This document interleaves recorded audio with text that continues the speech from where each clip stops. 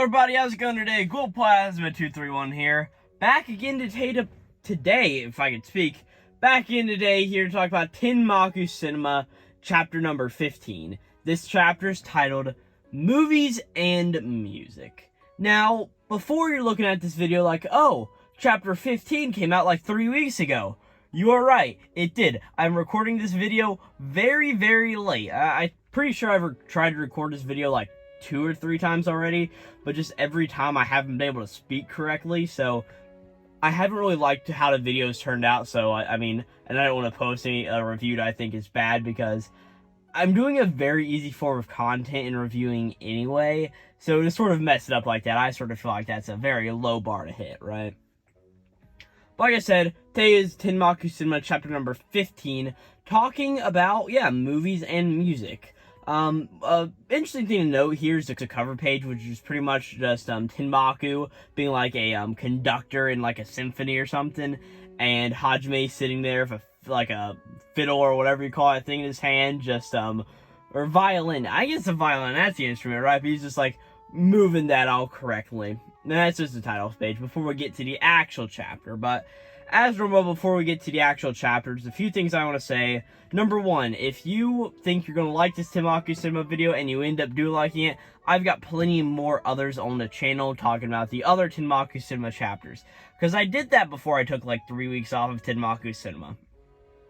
But other than that, it's what happened last time in Tenmaku Cinema. And we had a chapter pretty much based around the whole idea of set dressing and making a set look appealing and good whenever it gets shown through a camera. Pretty much like the whole gang made a set and it was very boring to look at, so they had to spice it up and give it a livelihood of itself to sort of make the set seem good, right? But this chapter starts off sort of totally unrelated to that, besides like they're filming the same movie. But we see that all of the boys are in the movie-making club classroom, right? All in there, right? And our Team Shinichi, as we see Karai walks in, just like, hey, Team Shinichi, how's it going in here, right? And we see it's Karai, and all of the boys are like, oh, hey, it's Himeki, aren't you working today, right? And she just makes a note of, yes, I am this afternoon, but I thought I'd just stop by some snacks for everybody, right? As she makes the joke that she doesn't know what teenage boys would actually like to eat, so she just buys all kinds of snacks, whole bunch of drinks and everything, right? And we see that she knows even like, wow, it's a party, right? But as all of this is going on, Karai looks over to where Hajime is, as we see that Hajime is on his pear pad, I guess you would call it, because it's got like the Apple logo on it, but instead of being an apple, it's a pear, right? But it's like an iPad looking thing. I mean, that's obviously what it's supposed to be. I mean, if I'm not mistaken, Tenmaku Cinema does take place in 2023. So, yeah, I guess modern technology's all hooked up there, right?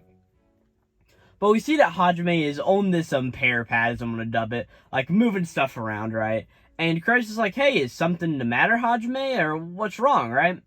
And as she gets a closer look at everything, she notices that this is video editing software he's using, right? And she's like, why are you editing? We're not even done filming yet, right? But Hajime explains that he was just making a quick rough cut with shots they already have. So pretty much what he's just doing is he's taking a bunch of the clips that they filmed and trimming down the unnecessary bits at both the beginning and end of the pieces of, or clips, yeah, that's the word, right? And he's putting them in order, so it'll be very much easier whenever it actually comes to fully editing the movie, right? And Karai's just like, as usual, you're so prompt, Shinichi, right? But she didn't like, so, if that's what you were doing, what was so bad about it? Why are you, like, scratching your head and having a tough time with it, right? And Hajime just simply explains, he's like, well, I realized something while doing the rough cut. We might actually need music. And at this point, we see the floating ghost in a room, Tenmaku, right? I was going to make a joke to like the elephant in the room, but like the ghost in the room. Yeah, I don't know, it wasn't too good. I'm sorry, right? But we see that Tenmaku's like, huh, but I thought you said you were going to use environmental sounds and background music with it. I mean, you went all over the place recording stuff, as we see that he was recording classroom chatter, the noise of a bustling downtown city, whenever a bunch of people are walking through it, right? I guess it's well bustling. Never mind, right? But also the opposite of bustling. Quiet sounds of an alleyway for all the big scenes in the movie that we've sort of seen so far all include one of those spots, right? And we see that Hajime sort of sitting here, and he's just like, well, yeah, I thought using environmental sounds was more sort of serious and cool when it comes to, like, the actual movie-making thing. Like, it makes it seem cooler here, right? And Tenmaku's like, yeah, I can get that, right? But he's pretty much just like, well, if we do use music, the scenes with the environmental sounds, or no sounds at all, will sort of stand out more, right? And Hajime's just like, that makes sense, because if everything has music, and then all of a sudden, like, it just doesn't have music anymore, you will sort of take note of that and be like, oh, okay, and maybe focus a bit more on that part of the movie, right? But at this point, Hajime walks over, and he's just like, right, so, will you make the film score for us, Akitu? As he goes over and puts his hand on Akitu, and, Akitu looks up, like, he has his headphones on, and he sort of looks around and is like, oh, hey, whoa, were you talking to me? Right, just, like, freaking out. And Hajime's like, hey, please, I'm begging you, right? And Akitu's just like, hey, wait a minute, this is totally out of the blue, right? And Hajime's like, yeah, of course, I understand how you feel during all of this, right? And he's just like, you don't want us to depend on music too much, right? Just like Master Charversky said, right? I don't know who this dude is. Is he some famous filmmaker or composition guy? I don't know, but they pointed him out. And he also sort of pointed out with, like, his face with, like, a black, like, censored bar going over the eyes, right? And Amakutu even was like, oh yeah, no, that's not it at all. But he's like, who's this guy, right? Oh, okay, right? But Karai sort of brings up the big point. He's like, hey, that's right, you play music, Akitu, right? And Akitu's just like, no, I just play in a band with some older guys in town, right? And Karai's just like, really? So you have some experience writing music then? But Akitu's just like, hey, not at all, right? It's like, why don't we use, like, some free music from the internet? I mean, there's tons of good public domain classical music around, right? And we even sort of get a little note here in between the panels, just into, like, the white zone. The white zone? Sure, in the white zone, right? Pretty much saying what the public domain is. But it's, if you don't know, public domain is pretty much resources that anybody can use, like, copyright free. Like, YouTube even has its own, like, copyright free music catalog, which is music you can use in videos without really ever needing any of this, like, getting copyright claimed or the license or anything like that, right? But we sort of just get this shot of Hajime just going, hey, I want the music to be composed by someone who understands the score. And if that's possible, and that's the best option, and it's for the movie's sake, right? And Hajime's like, hey, it can be short, only instrumental, it can be whatever you want it to be. Just like, if it's coming from you, it'll be best, Akitu, right? And Karai sort of has this moment where she's like, I get your passion, Shinichi, but it's really asking a lot of Akitu here, right? Like, to compose something all of a sudden, right? But Bito's over to Corey, he's just like, no, we're talking about Akitu here, right? As we see Akitu's just like, alright, what type of music do you need? As we see sort of, like, takes his hand, like, brushes back all of the hair behind his ear, right? And he's like, if we're doing this, it has to be good, right? As all of the guys are like, hey, see? And Hajime is like, oh, Akitu, thank you so very much, right? But Akitu at the same time is like, hey, but if it doesn't come together, you'll have to look for a free source, right? And at this point, pretty much we see what Hajime is just laying out everything that they're going to need to Akitu, just pretty much be like, hey, we need it for the scene with the pedestrian crossing in the rain, and the ending scene after the line, I'm home. Just these two pieces would be perfect, right? And we also see that, I guess we're at Akitu's house now. I mean, that's sort of what we can tell by looking at it, right? But Akitu's like, hey, piano or guitar, slow tempo, with a pre-recorded accompaniment, right? And Hajime's like, yeah, all of that sounds perfectly fine. Do your thing, Akitu, right? But he also says that it's like the music that hits you at the climatic scenes of Nobody Knows, right? Obviously sort of shouting out a different movie here. And whenever Akitu's just like bringing up a blank face, Hajime's like, wait, you haven't seen it, right? And he's like, oh man, I'm sorry I didn't show you that masterpiece. That was negligent of me as the leader of the movie research club, right? He's like, hey, okay, I'll find it online. Let's watch it right now. We're going to do this, right? But Akitu's just like, hey, man, we're getting really sidetracked here. If you want me to make this music, I probably should be making the music and not watching a movie to show me what music to make, right? But as all of this is going on, we sort of cut out to a car outside. We see it's Cry's personal chauffeur vehicle, I guess you would call it, right? And we pretty much see that her manager, or whoever it is in the car, is like, hey, good work today. Since tonight's meeting got rescheduled, you can go straight home tonight without having to head back to the office, right? And we see that this car is now driving through the school, or not through the school, but past it, right? As she looks up to the audio-visual room where the movie research club sort of hangs out and does her thing, and she notices that the lights are still on there. As she's like, why are the lights on in the audio-visual room at this time, right? As we see that she probably got let off near the school or something like that, or at least was able to walk there. As she walks in, and she sees that Akitu is just sitting in the room with his guitar out, with his headphones on, right? And she's like, oh, hey, Akitu. And she sort of runs up behind him and just like, oh, you're composing, and scares the living shit out of this man. I swear. Akitu's probably just here like, nobody's gonna bother me here, nobody's here at this time, I'm just gonna jam out, make something good, and next thing you know, it's like, oh, so what are you doing, man? Like, you'd be scared the crap out of, right? So Akitu's just like, whoa, Karai, you're here, right? And he drops his phone, which has an aux cord or like headphones connected to it that he's listening to the music that he's composed on, right? And all of the music just starts playing because, of course, whenever it gets disconnected from the headphones, yes, it's going to keep playing. I mean, I think most iPhones would like, or most phones would like stop it. I'm not getting into like phone OS music systems here, right? But Krab's like, oh, is this the theme for the shore? And Akitu's like, yeah, this is. And he's like, this is something else, right? And so Krab's just like, oh, so it's music that you wrote a long time ago? I see, you were using it for like a work reference point, right? Is that the whole thing of it, right? And she's like, so you have written some music before, Akitu, right? And Akitu's like, well, yeah, I have, but I've never really finished it properly. It's something I've started, but over time I sort of just forgot about it and just didn't really care to get back to it, right? And he's also just like, the more I also sort of mess with a song, the more it sounds like songs I already know.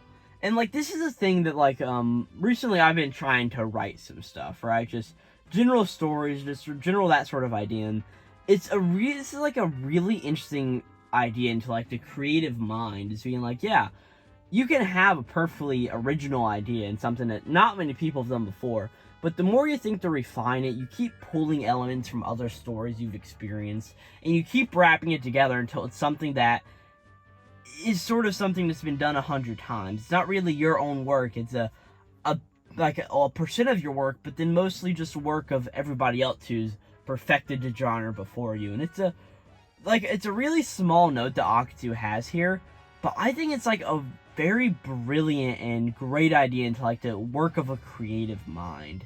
And that's one thing I really love about Tenmaku Cinema, is that it's showing you the creation that goes into a project. Like, I've got bigger projects here on YouTube that I want to work on at some point, right? Like, I've got this grand idea of I want to make like a comedy-based documentary on wood stacking, right? And I have an idea for it, but it's like getting everything creative to put that in place. To get it all creative, to be able to go out, get a location, get cameras, right? And that's something I just really love about this series, is that creativeness. But that's obviously something that people from Japan don't like, because this series is still doing terribly. I may talk about it at the end of the video. If not, whenever I get caught up, I'll sort of talk about the situation then, right? But go back to the review itself, right? Akitu is like eventually just like, yeah, the more I tinker with it, the more it starts to sound like other songs I know. And at some point, whenever it just gets like that and it gets frustrating, I always just throw in the towel, right? And Cry's just like, oh man, I feel like I should be giving advice, but I only know how to give advice about acting, but I don't know how to help somebody who's agonizing over composing music, right? And we see that Cry's sort of just having this, and she's just like, but still though, you took this on despite all those previous frustrations you have. I mean, that's super brave of you. And we get a really, like, interesting shot of just Akitsu's face here in, like, the, bottom left corner of page 13. Or no, bottom right corner, my bad. Of page 13. He's just, like, very, like, looking on into the distance, right?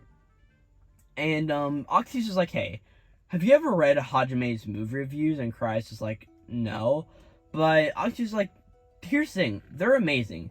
The amount of writing and knowledge he puts into each piece, it's like a distillation. Like, it's almost creepy.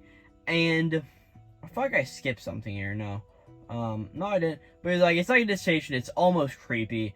But he's like, actually, Hajime already knew that I tried writing music a long time ago, and every once in a while I listen to it like I was just now.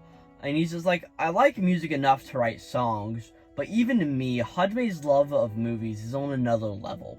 The ability to be devoted to what you truly love is pretty amazing, I think, and I really respect that. Pretty much just hammering home that point of, Hajime puts so much love into his movie reviews, and he respects that about Hajime, right? And he sort of wants to have that same feeling of respecting himself by fully going out there, composing this piece of music that will be really good for this shore, right? That's our idea of, like, the creative mind in doing that. It's just, like, respecting yourself for what you create. And it's just really awesome, right? As we see that Akitsu's just like, so that's why I want to help Hajime with his movie. And I don't want to be a person who can't live up to his own expectations, right? As we see Karai looks at this and she sort of just laughs and she's just like, oh man, you always come off so aloof, Akitsu, but it's really just a facade, huh? And is Akitsu ever supposed to come off, like, aloof at points? Like, the way I've always seen Akitsu is, like, he's that, like, the way he's been portrayed is like that woman killer who just comes in and is just, like, too cool for school, right? Like, never aloof. Like, he's just, like, got everything always handled, cool and collective. He knows what he's doing. But, like, okay, alright, Karai's coming off aloof. Fine. Is this why a Japanese audience doesn't love the series? Because Akitsu's not aloof enough? I mean, what's going on here, right? But Akitsu's like, man, well, now that I've totally spilled my guts, I feel like I should be able to write some really good music. And he's like, thanks, Karai. Without you helping me with that, I don't think I would have been able to actually compose something like this, right? And as Karai starts to leave, we see that Akitsu works on all of this, the music, and he starts composing it, and he's sitting in his room with his phone out doing it, and he's just like, man, it's coming along, but maybe it's just a bit too jumpy. I mean, what if I insert a minor chord here, something else here, and we sort of see that he just goes on with all of this. Sorry about that loud noise, hopefully it didn't come through, but as he's sitting here, we cut to several days later, as we see Akitsu coming up and giving the phone and the headphones to Hajime, as we see that Hajime is listening to the music that Akitsu composed. And Hajime is just like, yes, just as I suspected. Your love of music really comes through here. Thank you, you're so awesome, Akitsu. As we see Akitsu's here, and he's just like, oh, thank you, right? And we see as Hajime's just sitting here, right? He's listening to the music, he's just like, man, I keep seeing images of Nagisa's face going on here. This chord change expresses Nagisa's childlike innocence in scene 8, right? Man, you were really crushing all of this, Akitsu, right? As Hajime, yeah, he is reading so deep into this music, like, so much deeper than it ever needed to go, right? And Akitsu's even just like, hey, I didn't think about it that much, right? You're reading way too much into every single part of this, right? But as it just goes on, we see Bito and Shino are also like, hey, I will listen too, right? And they're like, oh man, it's so great. As it keeps going on, Hajime's is like, alright, now we've got to capture the footage that does justice to Akitsu's work here, right? And Shino's in the background like, yeah, let's do it! And Hajime's is like, alright, I have an announcement for everybody. We're getting ready to get into August of summer break. We're all at the climax of the filming process. And now for the moment we have all been waiting for. Next week, we'll all take a trip together to film Nagisa's beach scene. This is telling me that you know what's happening next time? The Japanese audience really better love these chapters, because if not, I mean, it's a beach scene. I mean, Japanese, what do Japanese audiences love more than a good old beach scene in a manga, right? And also, what does Shun Saeki love to draw more than a beach scene in a manga? I mean, we're talking the Food Wars duo here, right? And that's the end of the chapter where we wrap off there with the whole idea of next time is the beach scene. Now, I really enjoyed this chapter. It's a really good chapter on the creative process of Akitsu and spilling out his guts to then be able to write something good. And it was an interesting moment where, yeah, it was Kurai really acting with Akitsu. And it was really a chapter that just focused on those three characters, right? It was Hajime, who appears at the beginning and the end just to say, like, here's what we need to do, and it's great, and here's what's happening next time. And then Akitsu and Kurai sort of bouncing off each other really well, sort of just showing Kurai learning more about these cast of characters, being that we don't know a whole lot about her, but we know enough that whenever she goes and talks to characters to understand her motivations for wanting to do it. And it was a really good chapter in the creative process. The thing is now, where's this series going from here? Because this is a chapter where we get a lot of progress in the movie, we get a score made, but of course, we can't hear that score, and what's going to happen next? I mean, this series still isn't doing great. I mean, at this point, the first volume's been out for like a few weeks, and it's not doing the best, unless we get like the second volume comes out, and it jumps and skyrockets in popularity for some reason. Tenmaku Cinema probably isn't just too long for this world, which just really sucks, because I genuinely do like just super enjoy this series. But I mean, at the end of the day, I think this chapter here, it wasn't like the total bottom of the barrel in Shonen Jump. I mean, in both English Jump that Viz does and in the actual magazine, it was like 3 up from the bottom. But like for the current chapters 16 and 17, like it's really lowered itself back down. So this series just isn't doing too good, and it just really sucks, because I just love the creative process that it shows so much. And like it's a good sort of teacher in a way, I guess. I mean, sure, that did make it alright. With that, I don't really have too much else to say about the chapter. If you enjoyed it, like I said, I've got other Tenmaku Cinema videos on the channel. I also talk about Oshi no Ko whenever we get new chapters of that. My Hero Academia, if I'm not about, like, I think I'm like 4 months or 5 months or 6 months behind right now. I'm behind right now, that's what I'm trying to get at, right? And also talk about anime occasionally and do manga hauls and all that good stuff. So if you enjoyed this and think you'd like some of that stuff, hopefully you would consider subscribing and helping out the channel a little bit, dropping a like on this video. If you want Tenmaku to succeed, like, show your level in this video, and maybe Viz will eventually see it and say, yeah, I agree with that, that's good. We'll keep publishing that, because this one Glowplasma231 dude keeps talking about it, and people like it. But without further ado, this was Tenmaku Cinema, chapter number 15, Movies and Music. And next time I'll be back to talk about chapter number 16. Thanks for watching. This is going to be Glowplasma231.